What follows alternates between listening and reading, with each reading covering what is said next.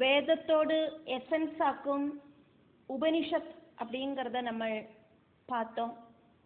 இந்த வேத மந்திரங்களோடு எசன்ஸை தான் இதிகாச புராணங்கள் வழி நமக்குள்ள ஷார்ட்டாயிட்டு இன்ஜெக்ட் பண்ணப்படுறது அப்படிங்கிறதையும் நம்ம தெரிஞ்சுட்டோம். பல பல கதைகள் வழி பகவானோடு திருவிளையாடல்கள் வழி அதுக்குள்ள தத்துவ அர்த்தங்களை இன்க்ளூட் பண்ண வச்சு அதை நமக்குள்ள இன்ஜெக்ட் பண்ணி நம்மளோட அப் டு டேட் வாழ்க்கையில் எதெல்லாம் செய்யக்கூடாதோ அதுக்கு எக்ஸாம்பிள் ஆயிட்டு பல பல கதைகளை சொல்லி அந்த மார்க்கங்களிலிருந்து நெகந்து நின்று சத் வழியில சஞ்சாரம் பண்ணணும் அப்படிங்கிறதையாக்கும் புராண இதிகாசங்கள் நமக்கு சொல்லித்தரது அப்படிங்கிறத நம்ம பார்த்தோம்.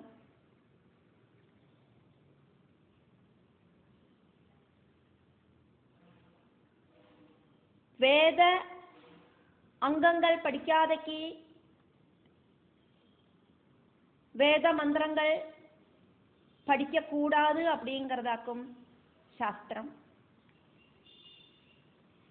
புராண இதிகாசங்கள் சாதாரணமாயிருக்கிற சம்ஸ்கிருதத்தில் நமக்கு பதங்களை பிரித்து படிக்கிறதுக்கு சாதிக்கும். 18 புராணங்கள், அதே மாதிரி முக்கியமாயிட்டு 2 இதிகாசங்கள், மகாபாரதமும் அதே மாதிரி ராமாயணமும். இதி இஹ ஆசம் அதாக்கும் இதிகாசம். இஹா இந்த பூலோகத்தில், இதி இப்படியெல்லாம் ஆசம் சம்பவிச்சிருக்கு அதாக்கும் இதிகாசம். முடிஞ்சு போன சம்பவங்களை இப்படியெல்லாம் நடந்தது அப்படின்னு எடுத்து சொல்றதாக்கும் இதிகாசம்.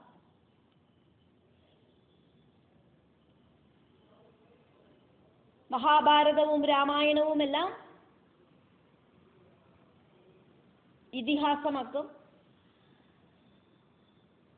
ഉപനിഷത്തോട് സാരങ്ങളെ, വേദമന്ത്ര സാരങ്ങളെ കഥകൾ വഴി നമുക്കുള്ള புராணங்களும் இதிகாசங்களும் இன்ஜெக்ட் பண்றது.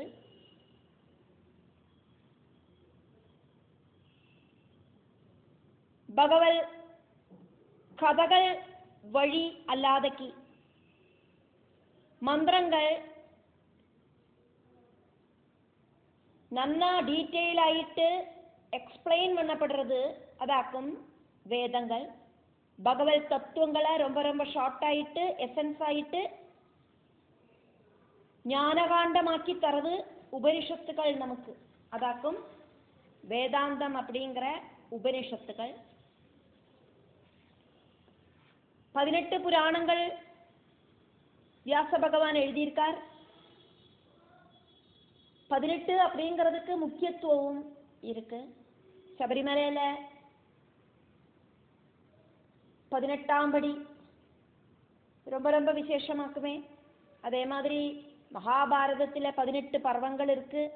மகாபாரதத்துக்கு உள்ள இருக்கிற பகவத்கீதையில 18 சாப்டர்ஸ் இருக்கு. அதே மாதிரி மகாபாரத யுத்தம் அப்படிங்கிறது நடந்தது 18 நாட்களாக்கும். அந்த மகாபாரத யுத்தத்தில் 18 அச்சௌகினி படகளாக்கும் இருந்தது. அதனாலேயே இந்த 18 அப்படிங்கிற அக்ஷரத்துக்கு முக்கியத்துவம் இருக்கு. க த ப ய இப்படி இருக்கிற அக்ஷரங்களாக்கும் இதுக்கு காரணமாயிட்டு வந்தது அப்படிங்கிறதையும் சொல்லப்படுறது.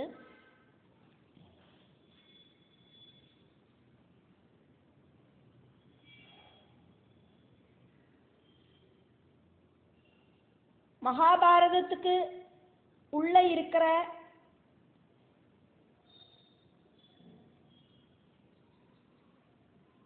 விஷயமாக்கும் பகவத்கீதை அதே மாதிரி விஷ்ணு சகஸ்ரநாமம், சிவசகஸ்ரநாமம் இதெல்லாம்.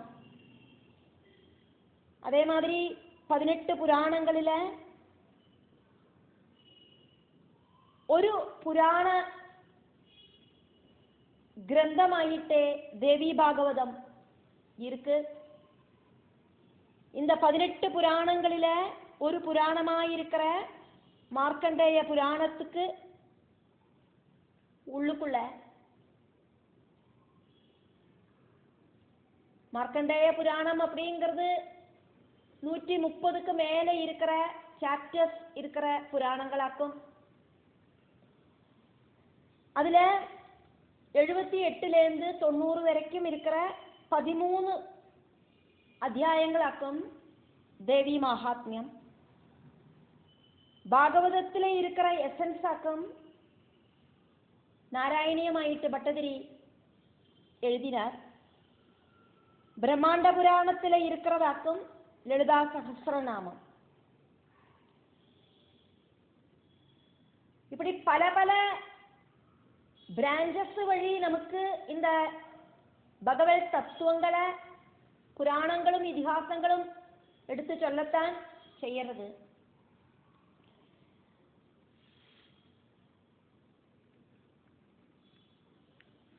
ഉപനിഷത്തുകൾ ഡയറക്റ്റ് ആയിട്ട് നമുക്ക് இந்த ഭഗവാനോട്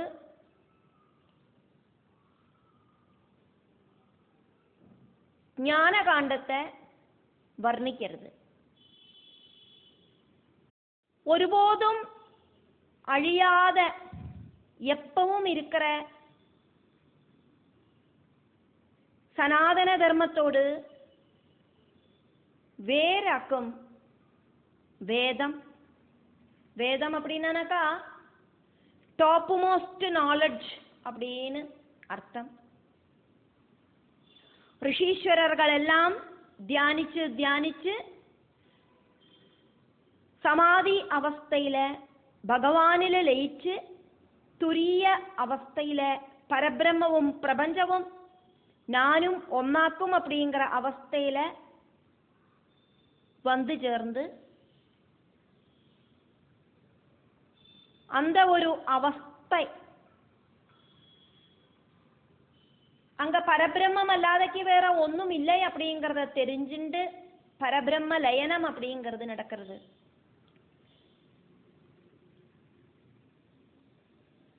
துவைத பாவமாக்கும் இந்த பிரபஞ்சம். ரெண்டு அப்படிங்கிற பாவம், ராத்திரி பகல், சுக துக்கம். அதே மாதிரி எந்த ஒரு விஷயத்தை எடுத்தானாலும் அதுல ரெண்டு அப்படிங்கிற அவஸ்தை உண்டாகும். ஜனனம் மரணம் இப்படியெல்லாம் இருக்கிற துவைத பாவங்கள் இன்க்ளூடா இருக்கிற பிரபஞ்சம்.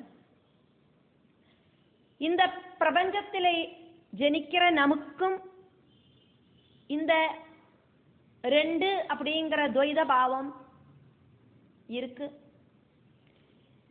துவைத பாவத்திலேருந்து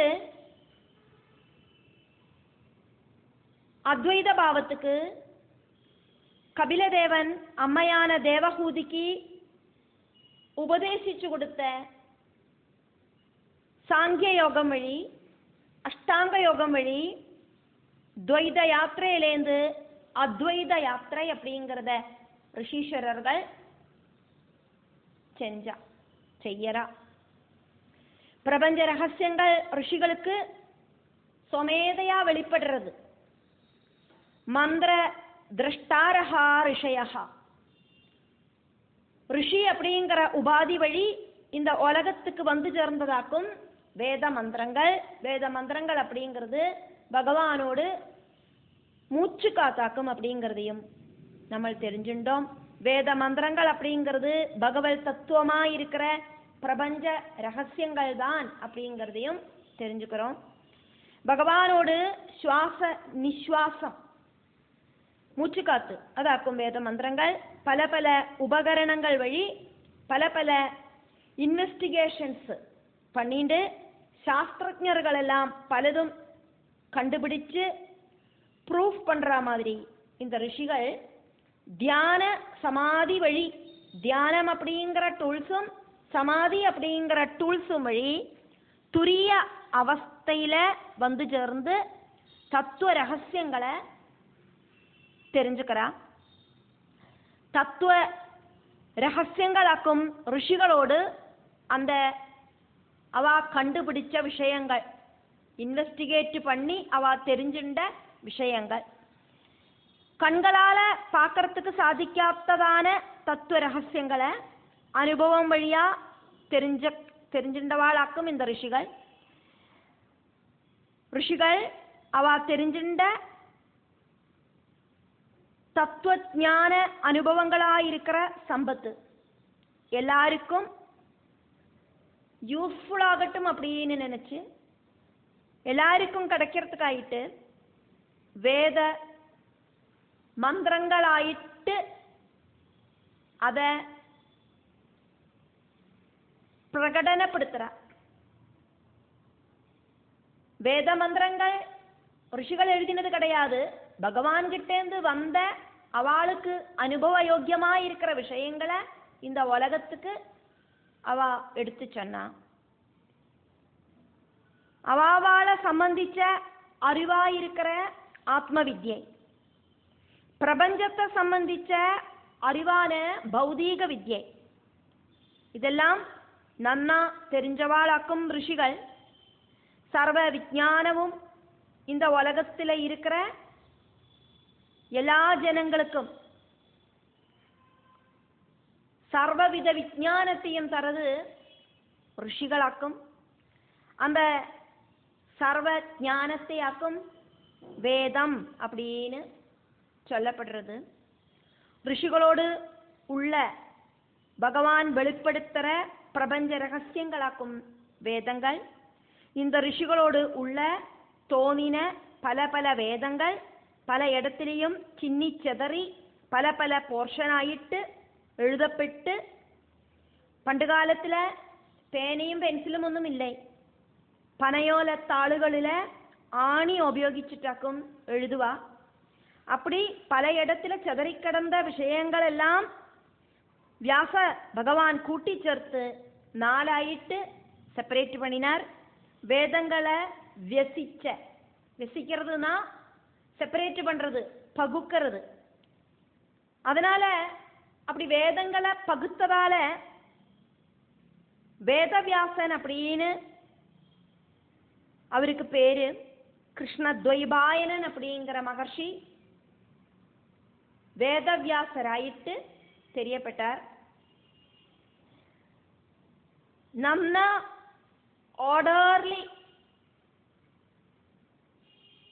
ஆர்டர் பண்ணி வைக்கிறது மட்டும்தான் அவர் செஞ்சார். மற்றபடி வேதங்களை எழுதினது அவர் கிடையாது. ஆல்ரெடி இருந்து பல பல இடத்துல சின்னி சிதறி கிடந்த விஷயங்களை எல்லாம் கூட்டி சேர்த்து அதை நன்னா அழகுபடுத்தினார். ஒரு ரூமுக்குள்ள பலவித சாதனங்கள் இப்படி குமிஞ்சு கிடக்கு. எது எங்கெந்த வைக்கணும் அப்படிங்கிறத பார்த்து புக்குகள் எல்லாம் ஒரு பக்கம், அதே மாதிரி பலவித விஷயங்கள் பல இடத்துல இப்படின்னு அதை ஆர்டர் பண்ணி வைக்கிற அந்த விஷயங்களையாக்கும் இங்க வேதவியாசர் பண்ணினது. ரிக்வேத, யஜுர்வேத, சாமவேத, அதர்வ வேதங்களை அவரு இப்படியாக்கும் இந்த வேதங்களை பகுத்தார் நாலாயிட்டு. மொத்தமா இருந்த வேதங்கள் பல இடத்துலையும் இருந்தது. அதை ரிக்வேதமாயிட்டும் யஜுர்வேதமாயிட்டும் சாமவேதமாயிட்டும் அதர்வ வேதமாயிட்டும் செப்பரேட் பண்ணினார். എന്നിട്ട് இந்த உலகத்துக்கு அதை கொண்டு போய் சேர்க்கறதுக்காயிட்டு 4 சிஷ்யர்களை அவரு அதை படிப்பிச்சார். இந்த உலகத்துல ரிக்வேதத்தை பரப்புறதுக்காயிட்டு பைலன் அப்படிங்கிற சிஷ்யனுக்கு அதை சொல்லி கொடுத்தார். யஜுர்வேதத்தை இந்த உலகத்துல பரப்புறதுக்காயிட்டு வைஷம்பாயனன் அப்படிங்கிற சிஷ்யனுக்கு சொல்லி கொடுத்தார். சாமவேதத்தை இந்த உலகத்துல பரப்புறதுக்காயிட்டு ஜெய்மினி முனி அப்படிங்கிற சிஷ்யனுக்கும் சொல்லி கொடுத்தார். அதர்வ வேதம் இந்த உலகத்தில் பரப்புறதுக்காயிட்டு சுமந்து அப்படிங்கிற சிஷ்யனையும் அவர் படிப்பிச்சார். இந்த 4 வேதங்களில் சொன்ன விஷயங்கள் சாஸ்திரங்களோடு பிராഞ്ചஸ் ஆயிட்டு மாறிட்டு பிரதான வேதங்கள் 4 ஆக்கும் அப்படிங்கிறது பார்த்தோமே. அந்த வேதங்கள் சாஸ்திரங்களோடு பிராஞ்சஸ் ஆயிட்டு உபவேதங்களாயிட்டு மாறிட்டு அப்படின்னு அர்த்தம். வேதம் அப்படின்னா அறிவு. ரிக்வேதத்தோடு உபவேதம் அதானது பிரான்ச். சரீர சாஸ்திரமா இருக்கிற ஆயுர்வேதம், ஆயுஹு வேதம். சரீரம் நன்னானாதான் ஜீவனுக்கு சரீரத்தில் நிற்கிறதுக்கு சாதிக்கும். சரீரத்தில் வாத கஃப பித்தங்கள் இந்த 3 விஷயங்களாலேயாக்கும் நோய் அப்படிங்கிறது உண்டாகிறது. வாத கஃப பித்தங்கள் ஈக்குவல் அவஸ்தையில இருந்தானாக்கா நோய் அப்படிங்கிறது இருக்காது. அதுக்கான என்னெல்லாம் விஷயங்களாக்கும் வேணும் அப்படிங்கிறது ஆயுர்வேதம் சொல்றது. அதுக்கு நோய் இருந்தானாக்கா அந்த சரீரத்துக்கு நோய் இருந்தானா அதுக்கான மருந்து ஆயுர்வேதம் சொல்றது. சரீரத்துக்கு பலவும் புஷ்டியும் கிடைக்கிறது எப்படியெல்லாம் ஆக்கும் சாப்பிடணும்,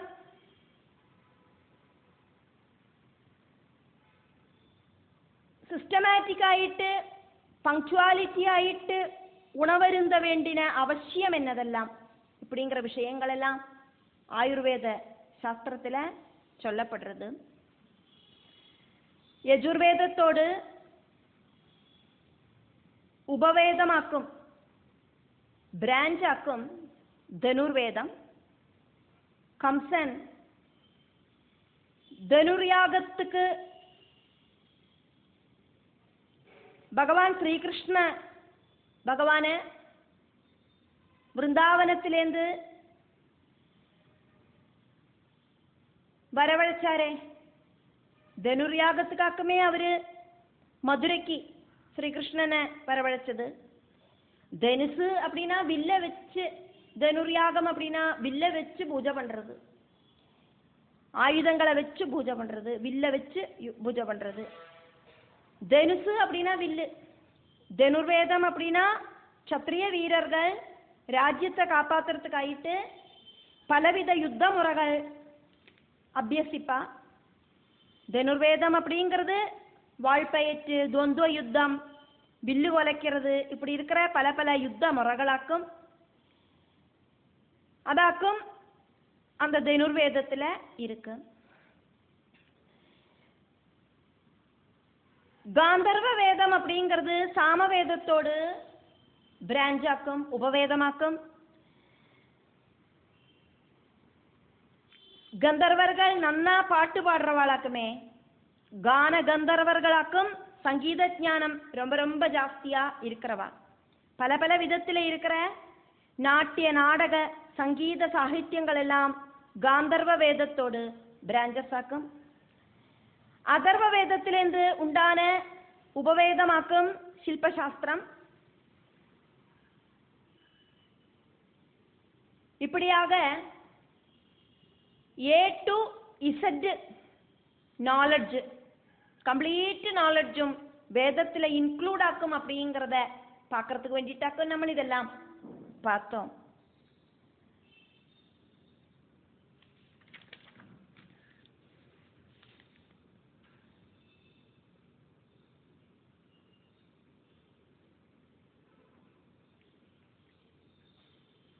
கண்ணால பார்க்கறதுக்கு முடியாத அனுபவங்களால மட்டும் தெரிஞ்சுக்கிறதுக்கு சாதிக்கிற பகவத் தத்துவங்கள் அதாக்கும் நமக்கு இந்த வேதங்களோடு தத்துவார்த்தமாயிட்டு சொல்லப்படுறது.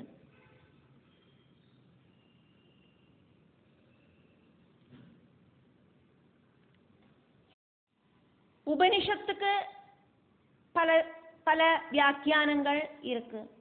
அந்த உபனிஷத் அப்படிங்கிற வார்த்தைக்கான அர்த்தங்கள். உபா அப்படின்னா குரு கிட்ட சிஷ்யன் பரிபூர்ணமாயிட்டு,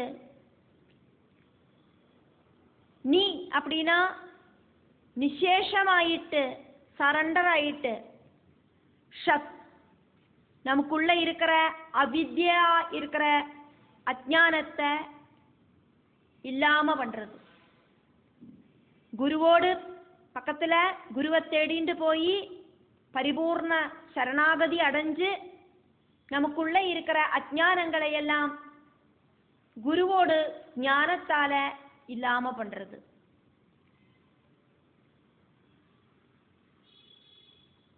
ஷத் அப்படின்னாக்கா நமக்குள்ள இருக்கிற அவித்யா இருக்கிற அஜ்ஞானத்தை இல்லாம பண்றது அப்படின்னு அர்த்தம். உபா அப்படின்னா குருவோடு பக்கத்துல, நீ அப்படின்னா நிசேஷமாயிட்டு, ஒன்னும் மிச்சமில்லாதக்கு நமக்குள்ள இருக்கிற அவித்யா இருக்கிற அஜ்ஞானத்தை, நமக்குள்ள கொஞ்சம் கூட அஜ்ஞானம் இல்லாதக்கு கம்ப்ளீட் ஞானத்தை குருகிட்டேந்து தெரிஞ்சுக்கிறது. அஜ்ஞான நிவர்த்திக்காயிட்டு குருவை தேடி போய் குரு உபதேசத்தால ஞானம் கிடைக்கிறதுக்கும் உபனிஷத்து. குரு சிஷ்ய சம்வாதம் அப்படின்னா, சம்வாதம் சொன்னா பேச்சுவார்த்தை. குருவும் சிஷ்யனும் பரஸ்பரம் பேசுறது. சிஷ்யன் பல பல கேள்விகள் எல்லாம் கேட்டு தன்னோட டவுட் எல்லாம் நிவர்த்தி பண்ணிட்டு, குரு அதுக்கான ஆன்சர் எல்லாம் சொல்லி கொடுக்கறத நிவர்த்தி பண்ணிட்டு வரத்த அந்த டவுட் எல்லாம் கிளியர் ஆகி மைண்டு தூய்மை ஆயிடும். அஜ்ஞானம் அப்படிங்கிற டவுட் இல்லாம போனாக்கா ஞானம் அப்படிங்கிற அந்த தீபம் அங்க எரியும்.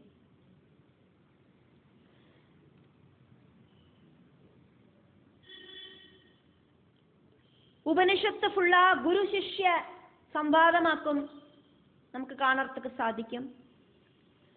വേദം 4 டைப் ஆக்கும் அப்படிங்கறத பார்த்தோம். ഋഗ്വേദം, യജുർവേദം, സാമവേദം, அதர்வ வேதங்கள். ஓரோ வேதங்களுக்கும் வியாக்கியானங்கள் கொடுக்கப்பட்டிருக்கு. அதையாக்கும் பிரான்ச்சஸ் அப்படி இல்லைனா அதனோடு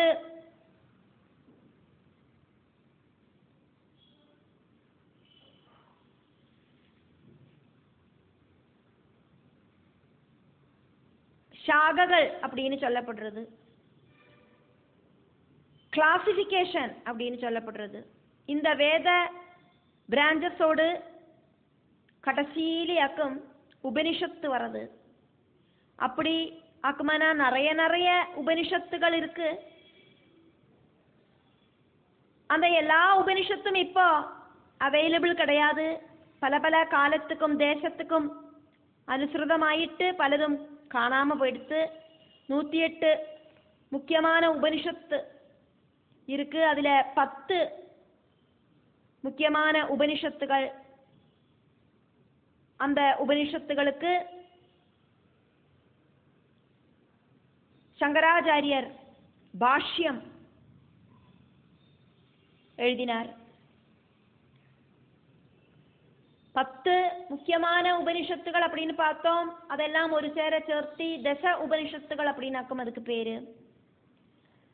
பாஷ்யம் அப்படின்னா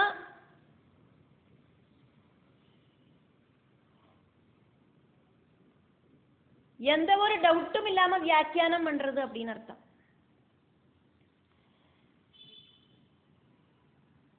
வேதத்துல மந்திரங்களாக்குமே சொல்லப்படுறது.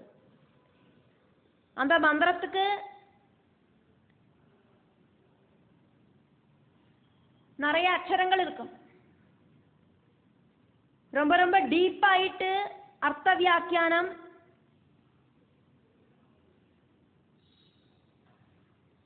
எழுதினாதான் அந்த மந்திர அர்த்தங்களை எக்ஸ்பிளைன் செய்யறதுக்கு சாதிக்கும். அப்படி டீட்டெயிலான ஒரு எக்ஸ்பிளனேஷன் வியாக்கியானம் செஞ்சுட்டு அந்த வியாக்கியானம் செய்யறவாளோடு மனசுல தோணற ஒப்பீனியன் அதையும் அதுல இன்க்ளூடு பண்ணுவா. பாஷ்யம் எழுதுறவா மந்திரம் எழுதுறது மட்டும் கிடையாது, அந்த மந்திரம் சொல்லறவாளுக்கு, அந்த மந்திரத்தை படிக்கிறவாளுக்கு, அந்த மந்திரத்தை வியாக்கியானிச்சதை பார்க்கறவாளுக்கு பல பல டவுட்டும் ஃபியூச்சர்ல வரும் அப்படின்னு தெரிஞ்சுட்டு எல்லா விதமான மீனிங்ஸும் அதுல இன்க்ளூடு பண்ணி ஒருத்தருக்கும் எந்த ஒரு டவுட்டும் வராத அளவுக்கு எல்லா லீக் ஹோலையும் அடைச்சுண்டு எழுதுற மந்திர வியாக்கியானமாக்கும் பாஷ்யம். வியாக்கியானம் அப்படிங்கிறது ஸ்லோக மந்திரங்களோடெல்லாம் ஒரு வியாக்கியானம் அப்படின்னு சொல்லலாம். ஸ்லோகத்துக்கு வியாக்கியானம் சொல்லப்படுறது, மந்திரங்களுக்கு வியாக்கியானம் சொல்லப்படுறது. மந்திரம் படிக்கிறவாளோடு எல்லாவித டவுட்டுக்கும் டீட்டெயில் ஆயிட்டு எக்ஸ்பிளனேஷன் முன்னாலேயே மனசுல தெரிஞ்சுட்டு எழுதுறதாக்கும் பாஷ்யம். அதுக்கப்புறமா அவாவாளோடு ஒப்பீனியனும் அதுல சொல்லுவா. இப்ப சங்கராச்சாரியர் பாஷ்யம் எழுதினார் அப்படின்னாக்கா இந்த 10 உபனிஷத்துகளோடு மந்திர அர்த்தங்களை சொல்லிட்டு அதுக்கப்புறமா அவரோடு சொந்தமான ஒரு சில ஒப்பீனியனும் அதுல சொல்லுவார். ஒரு அர்த்தத்தை உறுதிப்படுத்தி எழுதுறதாக்கும் பாஷ்யம். நல்ல ஞானம் இருக்கிற வைதிக சம்ஸ்கிருதம் வழி மந்திரங்களை உச்சரிச்சு, மந்திரசாஸ்திர உச்சாரணம் வழி மந்திரங்களை உச்சரிச்சு குருநாதன் கிட்டேந்து டைரக்ட் ஆயிட்டாக்கும் உபனிஷத்து வேதங்கள் இப்படி எல்லாம் இருக்கிற மந்திரங்களை படிக்கணும். பாகவதம், நாராயணியம் இதிலெல்லாம் ஸ்லோகங்களை பதம் பிரிச்சு நம்ம படிக்கிறோம், அது ஈஸியாக்கும். அந்த மாதிரி ஈஸி கிடையாது வைதிக சம்ஸ்கிருதமா இருக்கிற வேத மந்திரங்களை பதம் பிரிக்கிறது அப்படிங்கிறது.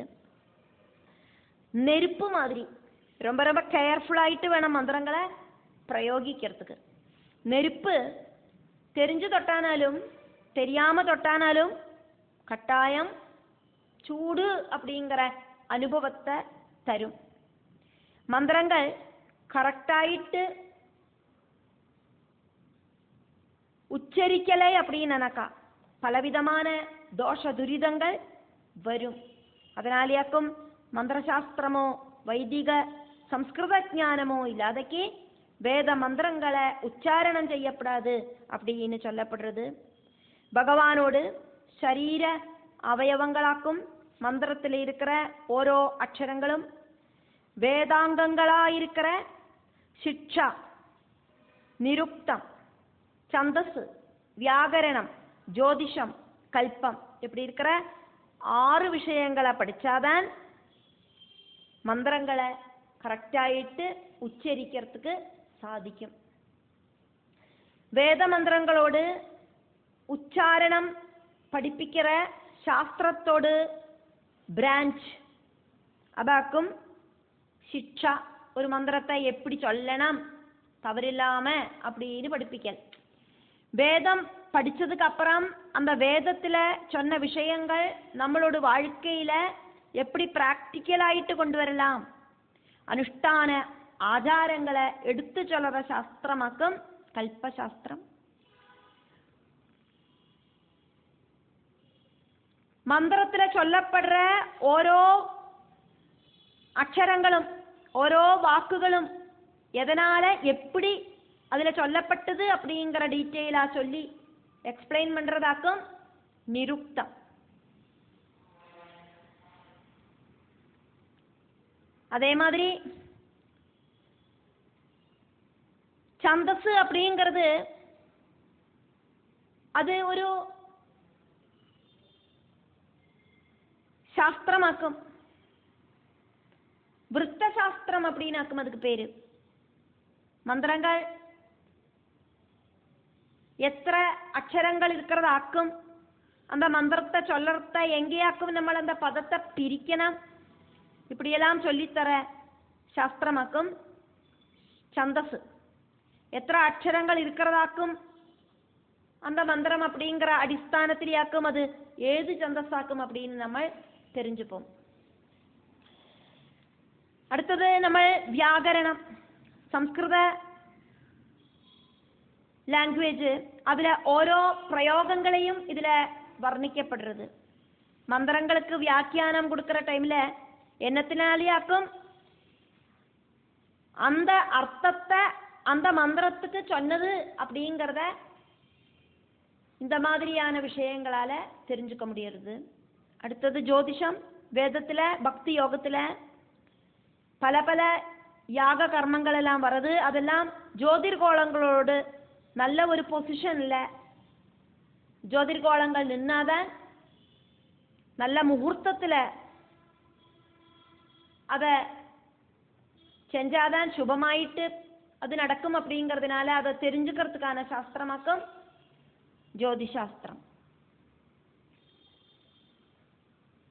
அதனாலேயே இந்த ஜோதிஷாஸ்திரத்துக்கு பெரிய ஒரு ஸ்தானம் இருக்கு.